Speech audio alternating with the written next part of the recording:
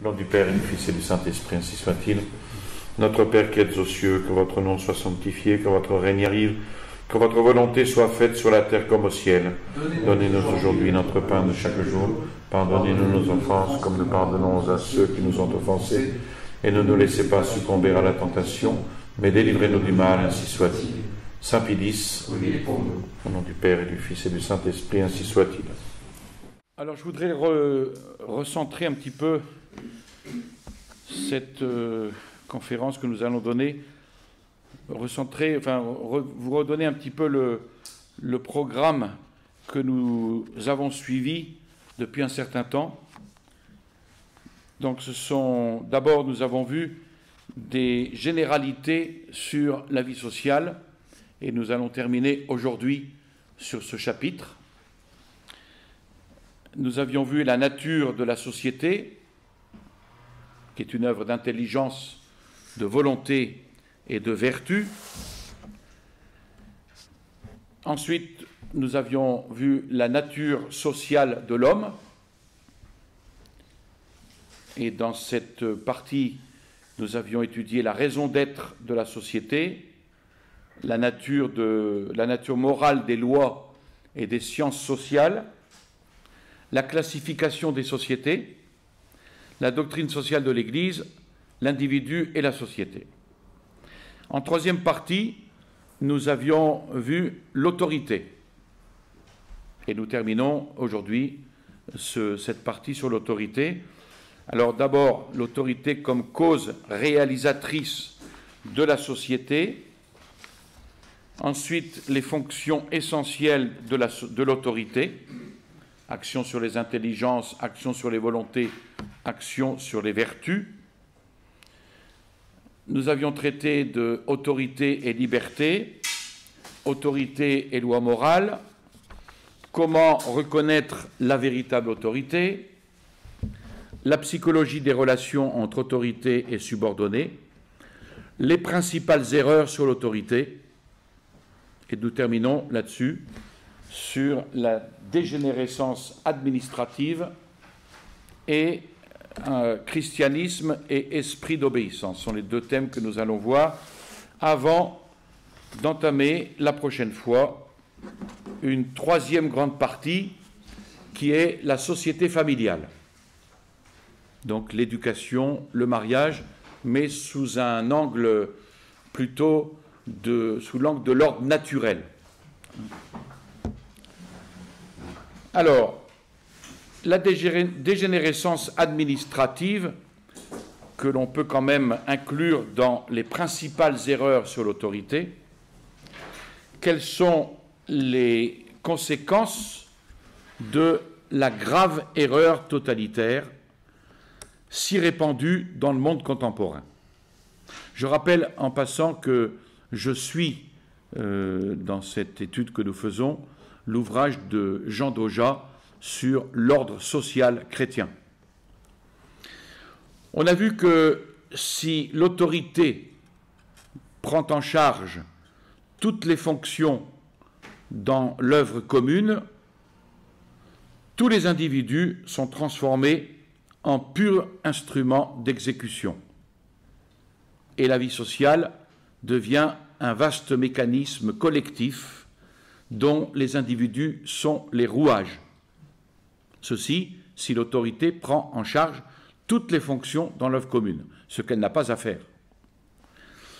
Alors, il n'y a plus de société au vrai sens humain donné à ce mot, et la société, eh bien, elle va être remplacée par une administration qui fait tout fonctionner par un pur automatisme, conformément aux propos du collectiviste Saint-Simon, qui voulait substituer au gouvernement des hommes l'administration des choses.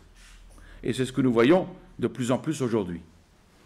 Même, on peut dire que cette crise, entre guillemets, sanitaire, ne fait qu'accélérer ce genre de choses. Donc, on substitue au gouvernement des hommes l'administration des choses. Il y a là donc une dégénérescence administrative de la vie sociale qui prend malheureusement de plus en plus d'extension partout dans ce monde contemporain. Nous voyons en effet chaque jour, de plus en plus, cette espèce de cancer de l'administration qui gagne du terrain au détriment de la vie sociale humaine, pour lui substituer son automatisme. Ce qui assure le pur automatisme administratif, faisant fonctionner la société comme une machine, c'est le règlement. Le règlement qui, prescrivant à l'avance tout ce qui est à faire, dans tous les cas et dans les moindres détails, ne laisse place à aucune initiative et réduit ainsi les hommes à l'état de rouage et d'automate, ce qui ne fait que s'accélérer par la robotisation actuelle.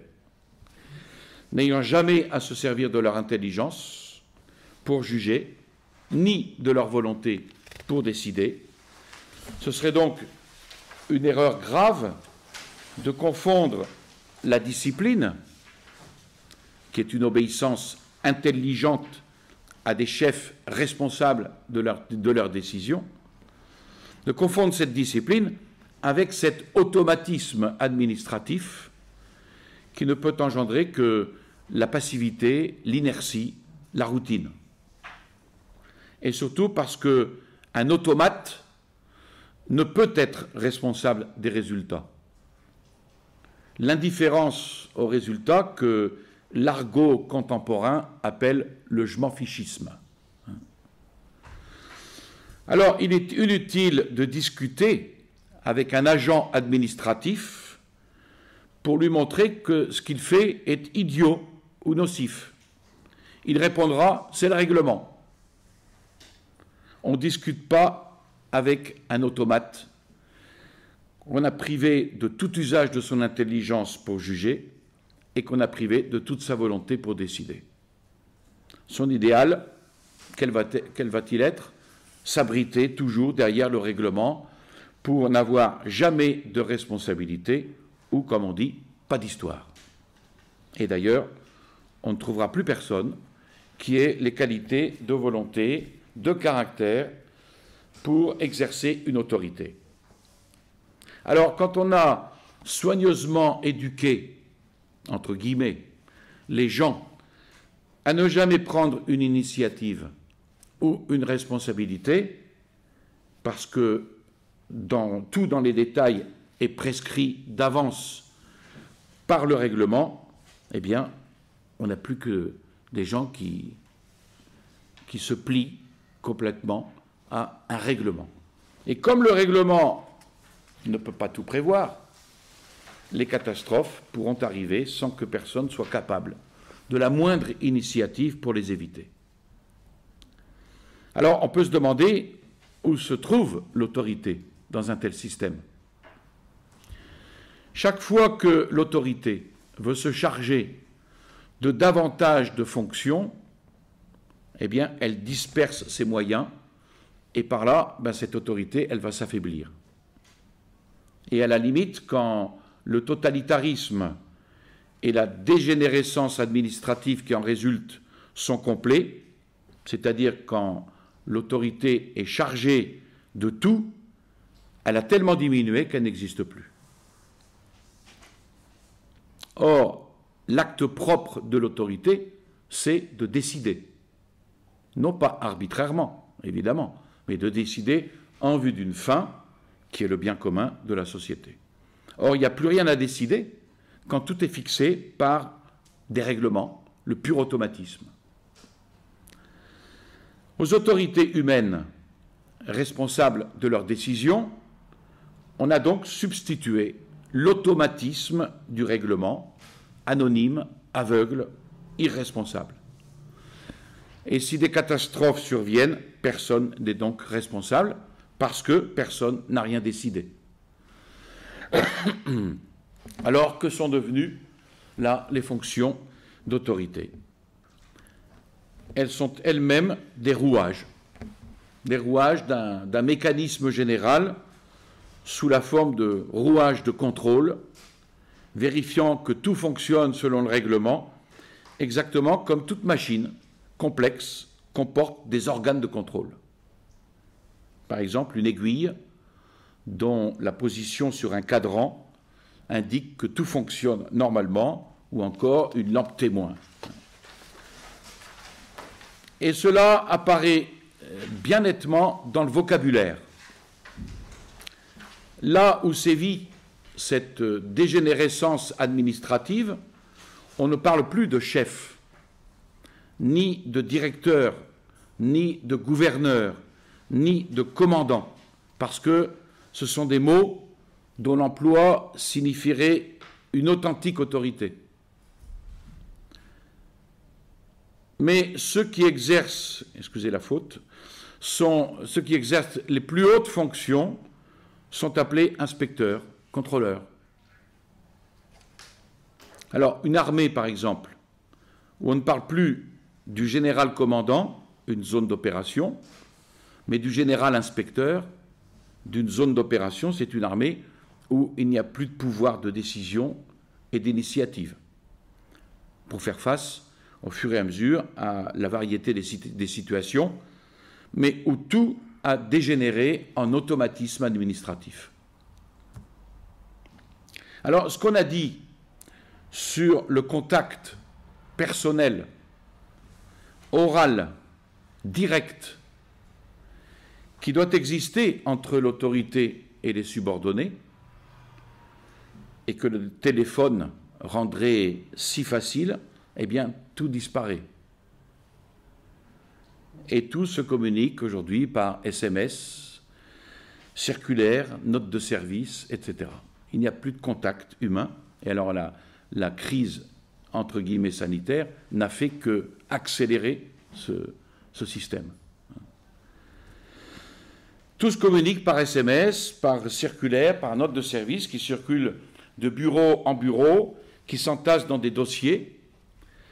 Et le principe de la voie hiérarchique rend impossible d'atteindre l'échelon supérieur sans passer par les échelons intermédiaires. Donc l'absence de relations personnelles de prochain à prochain, liée à l'automatisme, elle est aux antipodes de l'esprit évangélique. Donc il y a un profond esprit antichrétien là-dedans. Un débiteur gêné fera facilement patienter un commerçant, connu personnellement, mais il est impossible de faire patienter une administration publique. Vous le savez tous.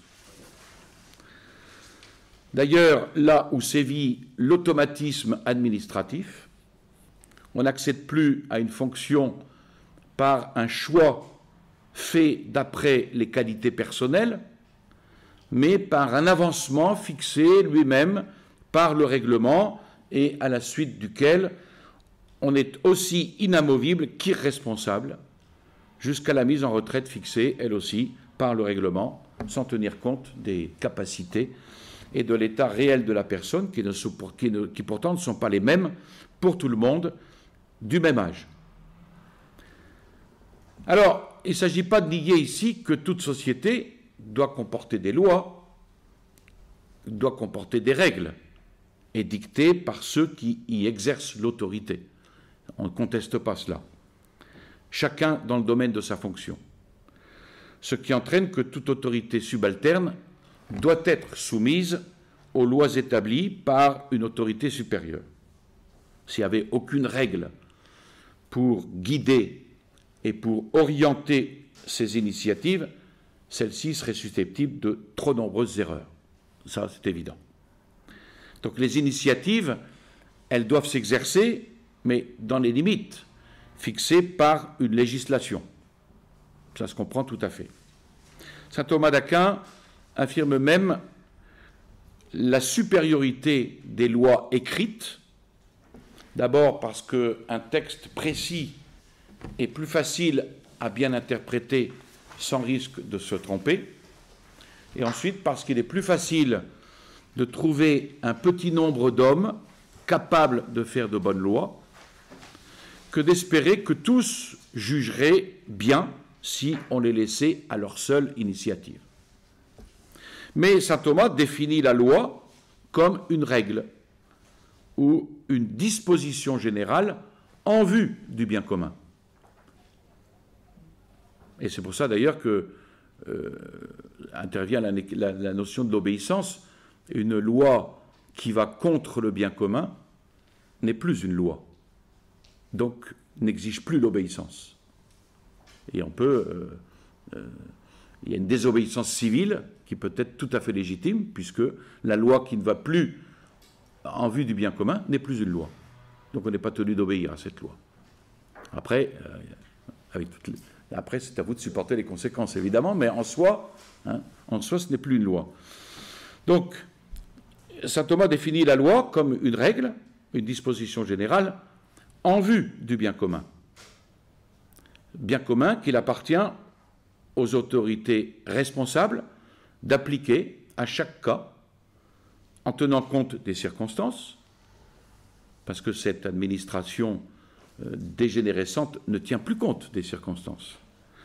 Ce qui laisse donc à chaque autorité dans sa fonction une autorité plus ou moins large d'appréciation, de décision, donc d'initiative, dans la manière d'appliquer la loi. Et là, l'homme existe encore. Tandis que dans cette dégénérescence administrative, l'homme n'existe plus.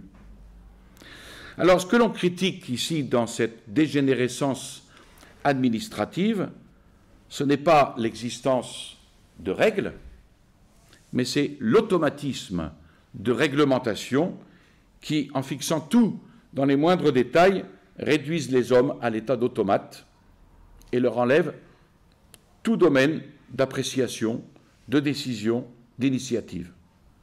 Ce sont tous donc on devient tous des robots. Alors, comme toutes les erreurs modernes, la dégénérescence administrative, où a-t-elle sa source? Eh bien, dans l'idéalisme.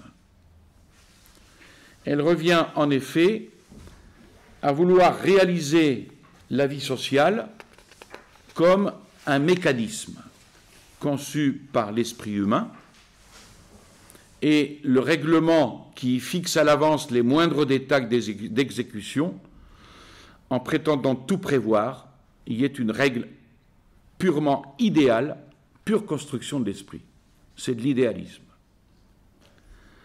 Au lieu que ce soit le bien à réaliser qui commande, et que la règle soit conçue comme une direction vers ce bien, c'est-à-dire comme un moyen, l'idéalisme conduit à estimer que la règle vaut en elle-même et par elle-même, indépendamment de toute considération des résultats réels de ce que l'on fait, indépendamment des circonstances dont ces résultats dépendent. Et on aboutit par là au pur automatisme de la réglementation, ne laissant aucune part ni de jugement, ni de décision, ni d'initiative. Et c'est là qu'on voit le mieux l'opposition qu'il y a avec un ordre social, humain et vivant. Alors, on a dit que chacun y est responsable d'une tâche à remplir, d'un objectif à atteindre, c'est-à-dire la réalisation d'un certain bien qui a sa place fixée par l'autorité dans l'ensemble de l'œuvre commune, ce qui amène chacun à exercer son intelligence pour juger et sa volonté pour décider, en fonction des circonstances, ce qu'il convient de faire pour réaliser ce bien dont il a la charge. Alors chacun voulant vraiment le bien, dont il est ainsi responsable, eh bien chacun prendra sa tâche à cœur et en aura le zèle, ce qui n'existe plus aujourd'hui. Alors avec l'idéalisme, au contraire, justement, il n'y a plus jamais à se soucier des conditions d'obtention d'un bien réel. Il n'y a qu'à se conformer à la réglementation, qui vaut en elle-même et par elle-même comme ordre idéal, que ses résultats soient bons ou mauvais. Et cela ne peut engendrer chez les hommes, ainsi réduits à l'état d'automate, que l'indifférence. L'indifférence au résultat de ce qu'ils font, d'où un travail bâclé. Indifférence au résultat de ce qu'ils font, parce qu'ils n'en sont plus responsables. Donc la perte du zèle dans le travail, avec l'irresponsabilité, l'anonymat, chacun n'étant plus qu'un rouage. La passivité, l'inertie, la routine. Alors, avec cet idéalisme, l'idolâtrie du règlement, qui vaut par lui-même d'une manière absolue, intangible, immuable, devient telle que si par hasard quelqu'un a conservé un peu de jugement et de souci du bien réel, s'aperçoit qu'on se trouve dans un cas où le règlement va faire quelque chose de nocif. Il proposera de chercher, dans l'extrême complexité du règlement, un moyen de le tourner, en ayant l'air de le respecter, plutôt que de dire franchement que, dans le cas présent, la réalité des circonstances constitue une exception où on ne doit pas suivre le règlement. Et l'enseignement réaliste de saint Thomas d'Aquin, il est clair, la loi est faite pour le bien commun. Si, par suite de circonstances qui ne sont pas prévues par le législateur, et il y en a beaucoup, si la loi se trouve contraire au bien commun, eh bien c'est le bien commun qui commande. Et alors il ne faut plus suivre la loi, comme j'ai dit tout à l'heure. C'est le bien commun qui commande. Autrement dit, la soumission à la loi ne doit pas être une soumission d'automate sans intelligence, mais une soumission intelligente qui entre dans la compréhension des intentions, des motifs du législateur qui a fait la loi. Ce que veut dire qu'on ne suivra plus la loi si on se trouve dans un cas qui n'est pas prévu par le législateur, où la lettre de la loi irait à l'encontre de ses intentions. Parce que la vraie soumission est alors de se conformer aux intentions du législateur plutôt qu'à la lettre de la loi. Donc tout juridisme, tout littéralisme qui fait passer la lettre de la loi avant l'esprit, c'est-à-dire avant la volonté du bien à réaliser, présente dans l'esprit du législateur et pour laquelle la loi n'est qu'un moyen, constitue une conséquence grave et très grave de l'idéalisme. Et sous l'influence de cet idéalisme, la dégénérescence administrative va gagner, et elle gagne de plus en plus de terrain dans les sociétés modernes. Un des cas les plus frappants, c'est celui de l'assistance et de la bienfaisance, où l'on devrait avoir pour seul souci le bien réel que l'on peut faire aux personnes qui ont besoin de secours. Donc la considération de leurs besoins réels en s'adaptant au cas réel de chacun. Mais avec la dégénérescence administrative, on ne s'y occupe plus du tout du bien réel, des besoins réels de l'homme réel et concret qui se présente. On se demande seulement si c'est un cas prévu par le règlement ou auquel on peut appliquer telle étiquette de règlement, et alors on lui accordera ce que le règlement lui attribue, même s'il n'en a pas besoin. Mais si ce n'est pas un cas prévu par le règlement, eh bien il n'obtiendra rien, aussi urgent que puissent être ses besoins. C'est d'ailleurs partout que cet automatisme administratif supprime toute possibilité de bienveillance, de complaisance, de compréhension vis-à-vis du cas réel de l'usager, et en clair, supprime toute possibilité de charité. Donc on ne sortira de cette dégénérescence administrative qu'en renonçant à cet automatisme des réglementations.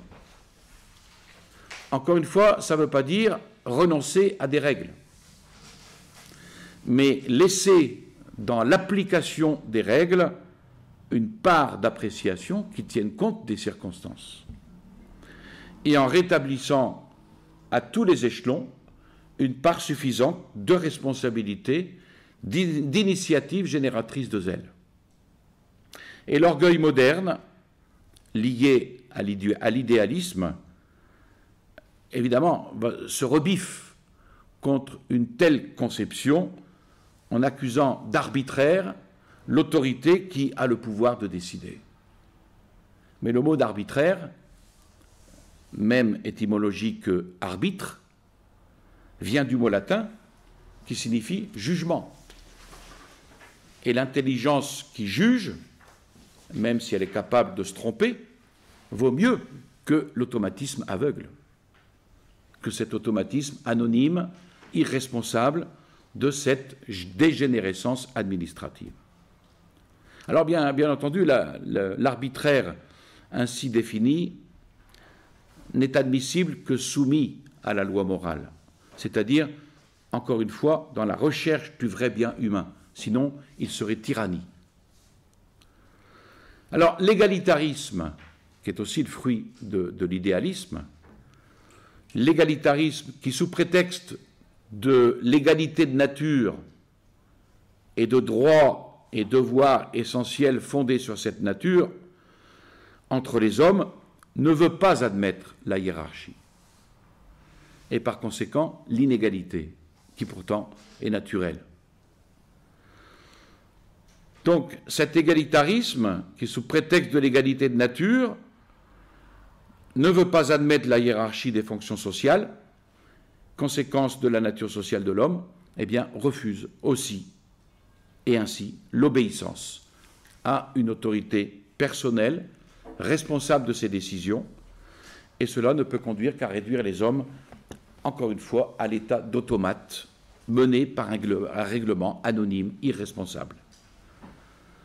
L'égalité dans l'uniformité ne pouvant s'établir que par le nivellement au plus bas niveau, qui est ici celui de l'automatisme.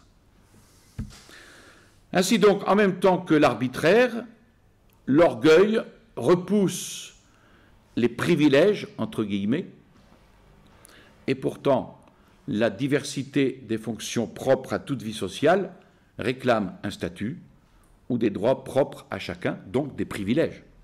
Le mot d'ailleurs veut dire loi propre. Des privilèges attachés à chaque fonction.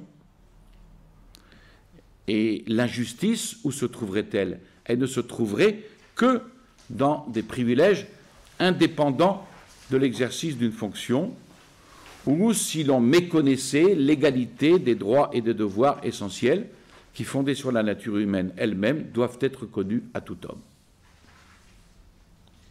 Ceci nous amène à un deuxième point, où se situe ici l'esprit d'obéissance. Presque tout ce qu'on a dit jusqu'ici sur l'autorité, y compris son fondement en Dieu et sa soumission à Dieu, tout cela appartient à l'ordre naturel des choses.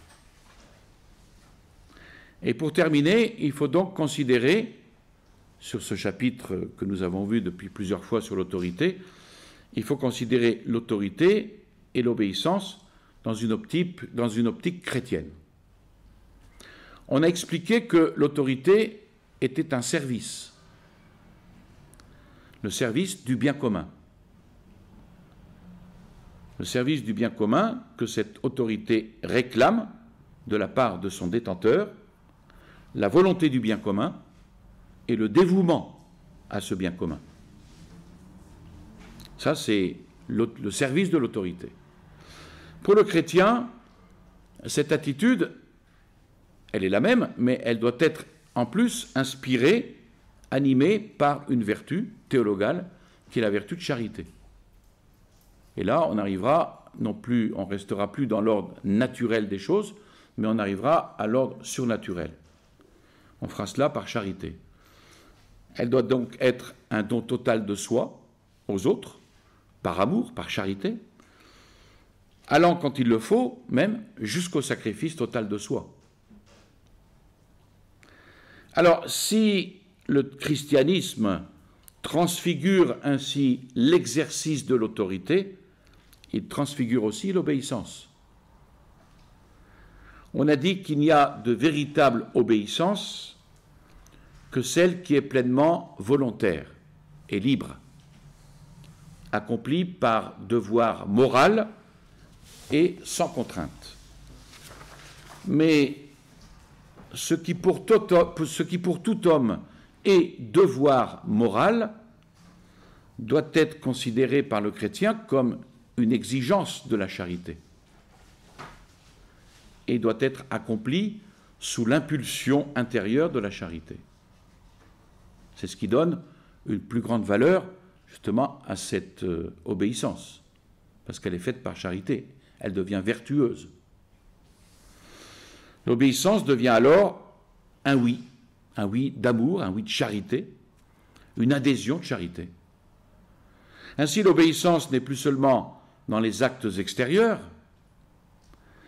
elle est un consentement intérieur de la volonté, elle est animée par l'esprit d'obéissance qui a une place fondamentale dans la vie chrétienne.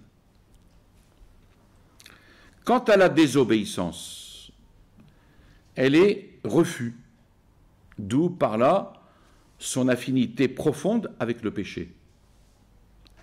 Le péché a été réparé, il a été effacé par la sainteté infinie de ce oui de charité, de ce oui d'amour donné par le Christ en croix lors de sa souffrance, de ses souffrances et de sa mort. Et saint Paul exprime bien cela en nous disant que Jésus-Christ a été obéissant jusqu'à la mort de la croix.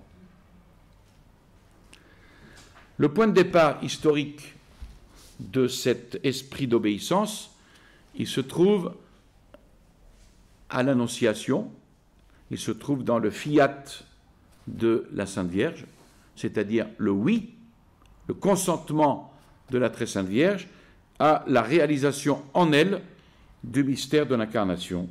Consentement qui a été une obéissance d'amour par adhésion intérieure de sa liberté au dessein et à la demande de Dieu le Père. Le péché, lui, c'est un refus. Le refus par complaisance en nous-mêmes, mais la complaisance en nous-mêmes, elle se manifeste surtout par l'attachement, par orgueil, à ce qu'il y a de plus spirituel, de plus élevé en nous, notre jugement, notre volonté. C'est ce qu'on appelle l'attachement au jugement propre, l'attachement à la volonté propre. C'est pour ça que la condition fondamentale du progrès chrétien, du progrès de tout chrétien, c'est-à-dire du progrès dans la charité, c'est le renoncement à nous-mêmes.